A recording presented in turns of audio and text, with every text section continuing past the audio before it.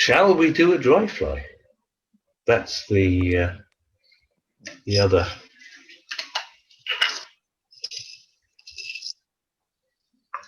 thing we can play around with. We can use the same feather, or the teal feather.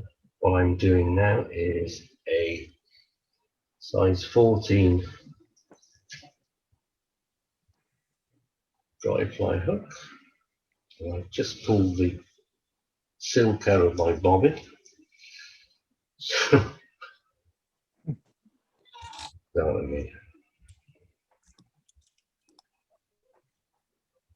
Give it a wax. We've given it a wax. And this is a Greenwells Glory. Yeah? Yes, please. Good. Okay. All right. So I've got some yellow black silk here.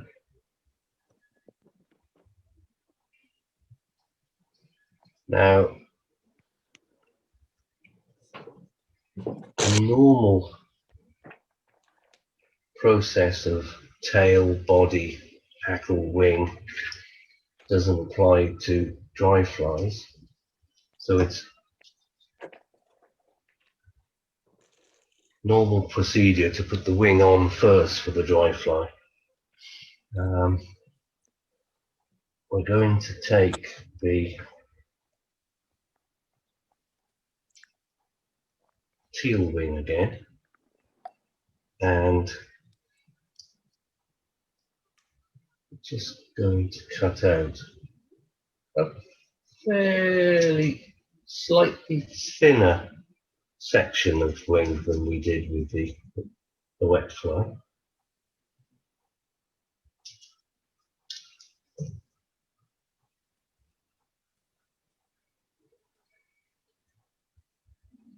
And tip together. We tend to tie these with the profile, the wings sticking out. So outside edges, outside. Now, if we tied the wing in that profile, what we'll find is all the cut fibers at the front,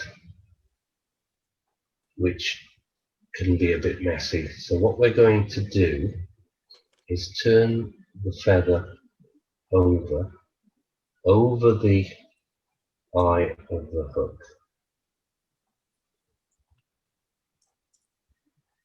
So it's pointing that way. And they're curving away from each other, aren't they, Mark? Yeah. And you can either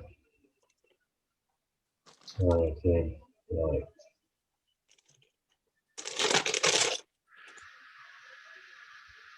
so.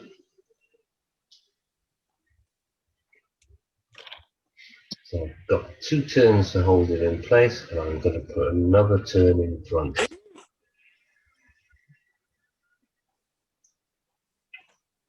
And cut all the ribbons off.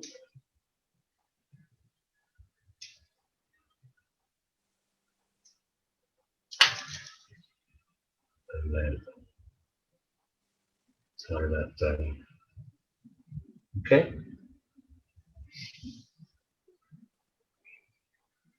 You can either have the wing pointing up at 45 degrees or pointing slightly forward. See the wings splitting there. So I'll leave it as that. Go down to the end of the body and take a few fibers from a Greenwells cock hackle and just take out a few fibres. And as you can see, there's black tip and a red body, and we're just going to put them in just about there, and they're running just straight in line with the body.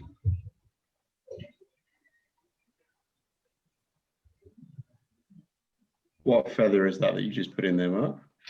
It's a Greenwells or a furnace cape. So it's got a brown feather with a black middle. Furnace or a Greenwells. And these are Indian cock capes. They're not brilliant, but they serve the purpose. You can get very expensive genetic capes.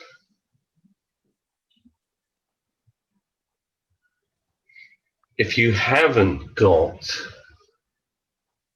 this particular one, then try a badger, which is a white with a black center, a black list as it's known. Will kindly sent me one of those, I think. Okay. I did. Failing that, just an ordinary red game, that wouldn't be a problem. It wouldn't detract at all.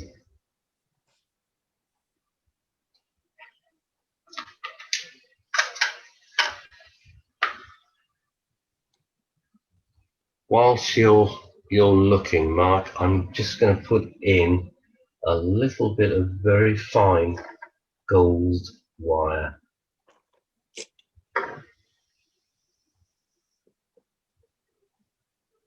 And then run up the body, touching turns.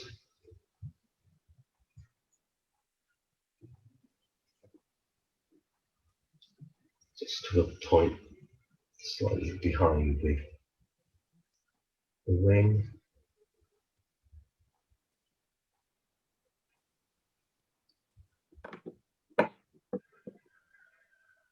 There's one over there.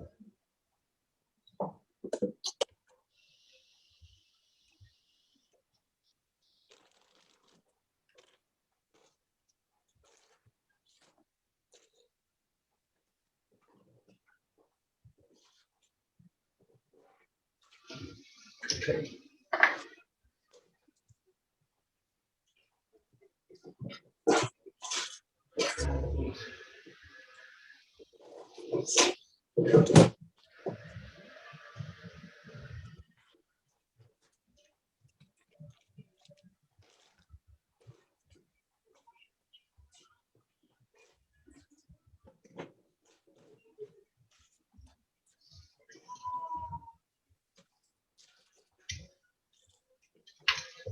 Way. And we're going to take probably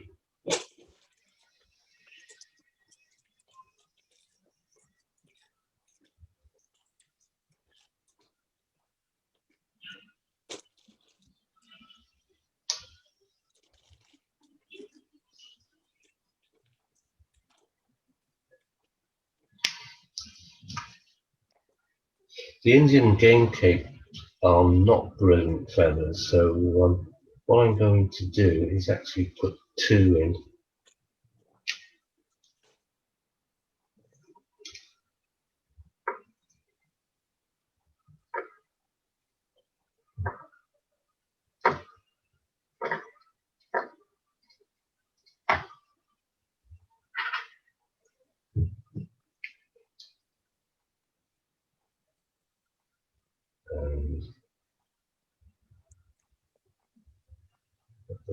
Turn that away. This is dry fly, so the concave side is facing forward. We'll just wind them up. And that those slips will stay apart, Mark. Could you, if you're worried about that, could you put a turn of thread between the twain? I wouldn't do so. We'll sort them out.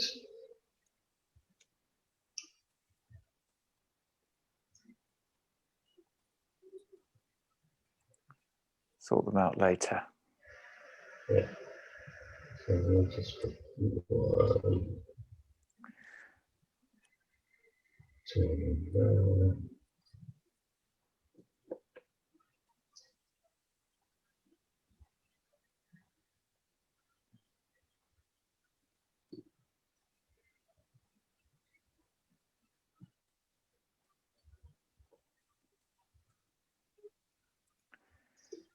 And the length of those slips, would you say that was a full hook length, Mark? The wing. Yeah. Um, Or difficult to it's say.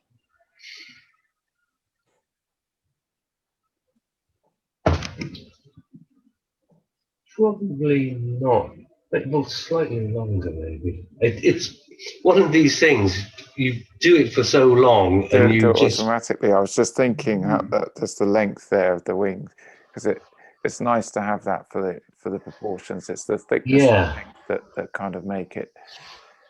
So it might be smidge. If you were tying that in as a wet fly, like you said, the tip maybe just past the bend. It would be tight. Yeah, I would Yeah. say it would be past the bend. So Just past the it bend. is more than a hook length. I'm just going to push those fibers back, Push it all back. tie them in.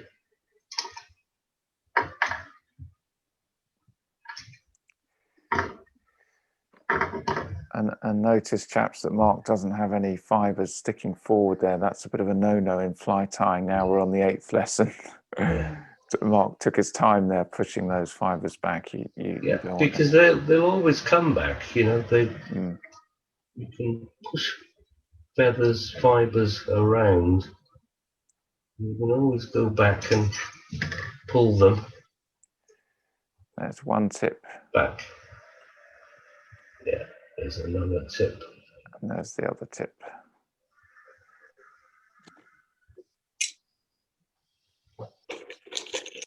There it is. Now, let's see what's going to happen to the wing. It's stuck together at the moment, but if I just put the Bodkin. bodkin through, there we go. So the wing is now split. Put it back in the vise, and we can arrange that as we want. Actually, you know, we can have it pointing. She's a beauty. My compliments to the chef. And if you put that on your palm of the hand, that's how you want it to sit Lovely, up. Mark. Well done. Yeah. What a lovely looking dry fly. That's a classic there. Yeah. Very nice.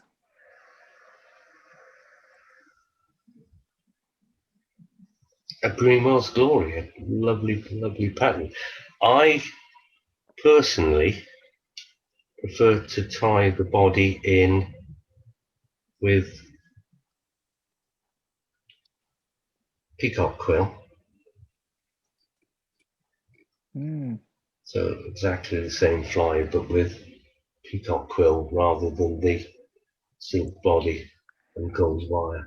Would you put a And dab then of just varnish, and then just varnish over that. Okay. Yeah. You varnish the body before you tie Varnish in. the body. Yeah. Before you tie in the hackle. Yeah. Or you can hold the hackle out of the way Oh, okay. and just give it a dose of varnish. But again, profile, we're looking for those wings split in front.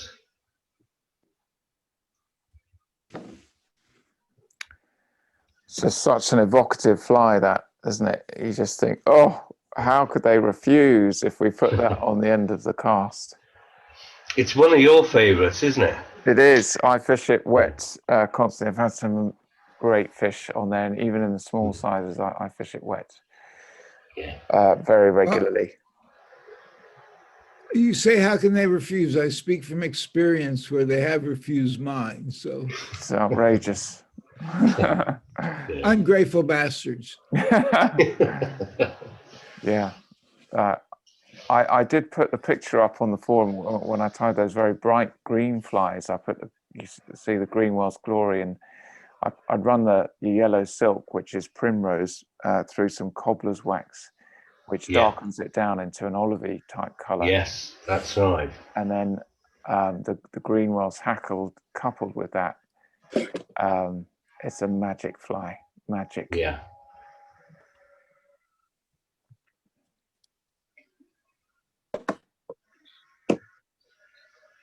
Stiff neck, Jason? You okay? Yep. Yeah, Yeah, Are you- computers are you- all day. Are you Mark- ready to do this, gents? Mark, Off. do you ever cut the hackle below the hook line in front? So Yes. Yeah. Yeah. I mean, it doesn't look particularly nice, but in terms of efficiency, it's not impaired at all. The other thing is, I think, did I do, when we did the red tag or the treacle parking, you know, that little trick with the singeing the tips of the hackle? You can do that. Hackle with boots on, I call it, but you know, it just singes the fibers, and that will hold your gink or whatever floatant you use really quite effectively. The problem with all flies is they tend to be now getting smaller. So whereas we tied flies on a size 14, even a 12, I mean, the new norm is an 18, maybe a 20. And unfortunately, Indian game capes like these, they just do not come that small. They're very small feathers. You could probably get, oh, I don't know, a size 18 out of, but that would be it. And you more than probably need two of those for it to be an effective dry fly. So that's why the genetic capes have come in, because they are longer and they are finer, thinner on the barb as well. But you know, you can pay 100 plus for a decent cape. Okay, you'll get a lot of flies out of that, but for Joe Average, you know, who maybe would tie up 10 dry flies, which would last him, you know, years, it's a pretty big investment to do so. You can get, when you go to the show, Paul, the fly tying show, you can get a cape about as thick as maybe those 2 or 3 fingers, and that's £12, and they sell you a tiny section of those £100 capes. Yeah, you get £12. a split cape. And and you can get halves, which I've done before because I'm Yeah. obviously not professional, so you can buy half a cape as well. So there's ways and means around it. You're semi-professional. Well, semi-professional. Oh, I don't know about that. And, you know, let's face it, guys, if you can turn out a dry fly wing, something like that, then there's no more to do.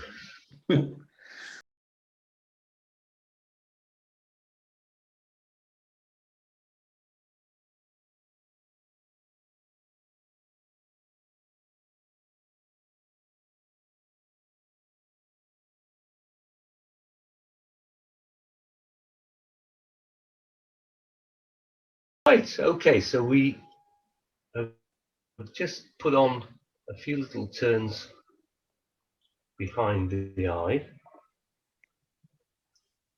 and we're going to take a slip out of either side of the teal feather. Mark, would you just hold that up to the laptop, the slips, because we couldn't quite get it. I'm going to pin you. Which angle? Yeah, that. Yeah. When you're cutting, would you just hold it up to the laptop and show the chaps the slip you're cutting there, please? Just gives them. I know. It's just so close in with the vise. It just gives a. Yeah, it's not easy. Yeah, to that's good, Mark. show. That's good. Actually, I'm going to remove that one.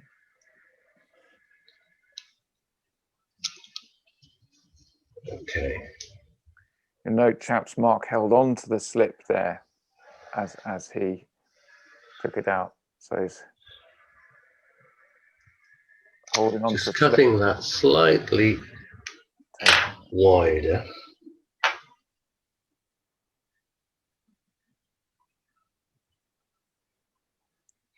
And what I'm doing now is, I think I can do that here now. Yes.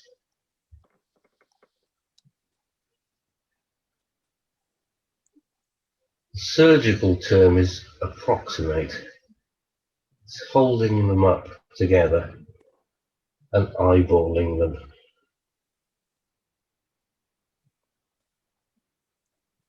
Just to see that they fit.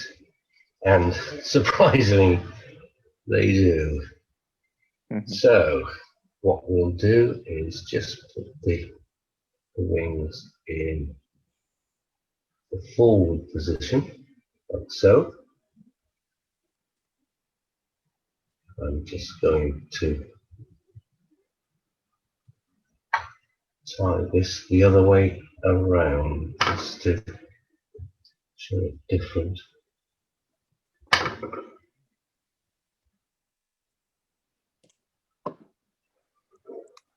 God, that looks a bit of a beast. Just getting that thread to behave itself on the back of those Okay. slips. Well done.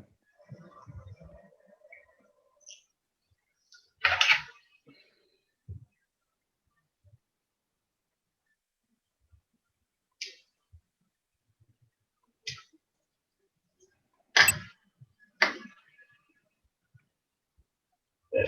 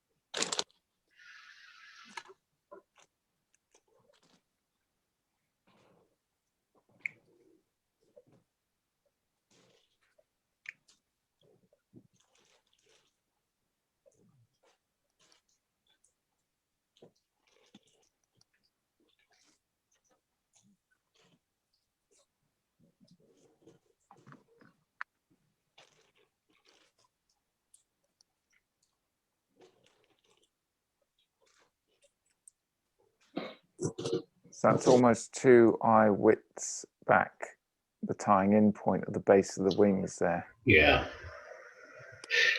It can vary. If you have a very long genetic Cape hackle, then something like that, you can get turns behind it, you can get turns in front. There's not a problem. Okay. It depends on what hackle you have available as much as anything, actually. I mean, obviously, you wouldn't have the wing in the middle of the hook, but that's okay. That's still it's these proportions which after a while you can't measure. You just do them automatically, but that doesn't help you people. No, that's what I struggled. That looks nice wing. But again, the more practice you have, the more sort of it becomes intuitive to do it. Have you done one of these before, Jason, with the teal wing or mallard wing ever? Actually, a long time ago. Yeah. I mean, I think I started tying when I was like 10, 11. Yeah. But then I used to do a lot of Royal Wolves and stuff like that. Royal Wolf. Back home. Yeah. Does this bring you anything back, seeing this now? Oh, yeah. Yes. Yeah. Nightmares. Yeah. And Adams. Yeah. Yeah. I mean, there is nothing finer than seeing one of these upwinged, split-winged dry flies floating down the River Test. The Test, yes. And seeing those, nothing finer.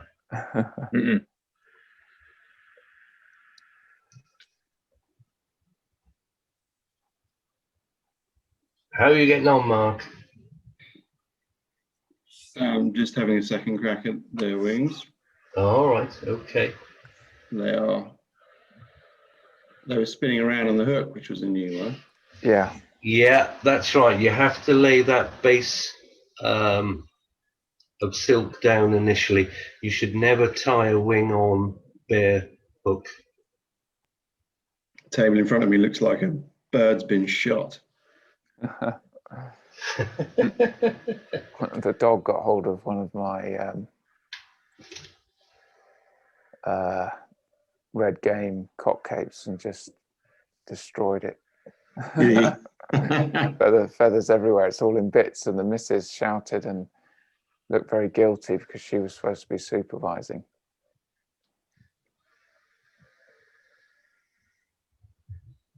That's half a dozen I'm counting there, fibers. That'd be extra fine gold wire, Mark, or would it be fine? No, extra fine if you have it.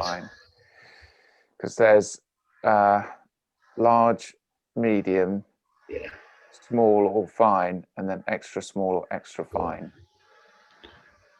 But that tail is a cock hackle, is it? Yeah. That's why it's so straight and stiff. Yeah, so to speak.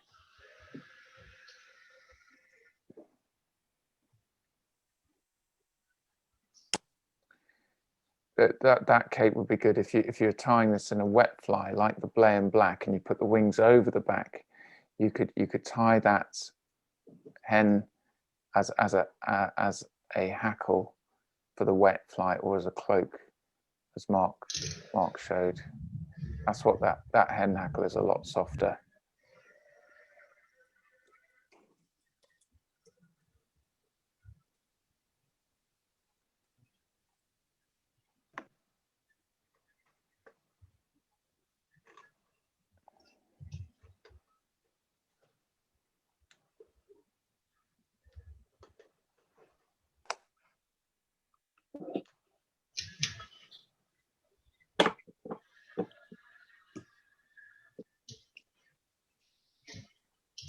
Okay. So I'm going to take one of these.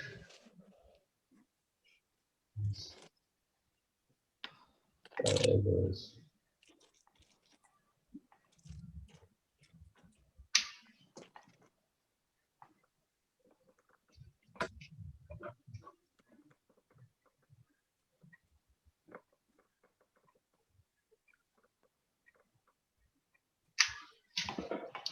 I think I'll put. Oh, sorry. I'll put two of these in.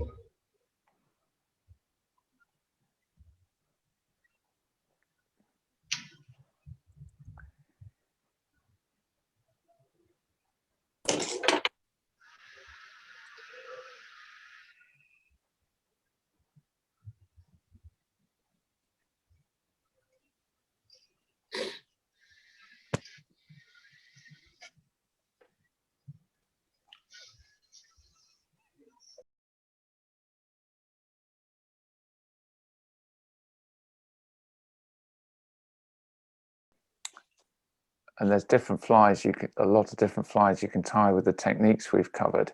And if you're finding, oh, I'd like to tie some of these flies, obviously you do a lot of still water. If you make a list of the materials that you need, unless you want them, the flies desperately and to tie them desperately, if you save that list and bring it to you to the BFFI, the British Fly Fair International, and stick to the list, you'll generally find some good stuff that you can see firsthand. And I'll be there, Peter and Gavin will be there, we go every year. And you can get some bargains in there, and without having to spend a fortune. You do. Invariably, everyone goes berserk and does spend a fortune because of the excitement, just the amount of stuff there. But I did pick up some bargains on capes and everything last couple of years because of kind of a store where they sell secondhand or bargain stuff at the back now that's been there a few years. And I got like, 20 capes for like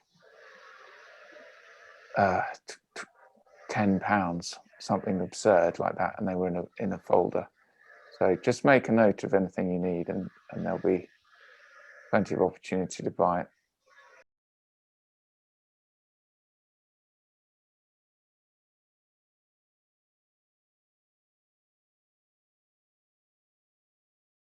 My time frenzies, demos. And I'll be there. Reining me back Don't reining you all in. Mark stopped me quite a few times and put these capes back that I picked out. I was very upset. I cried on the inside. Obviously, Mark was quite right.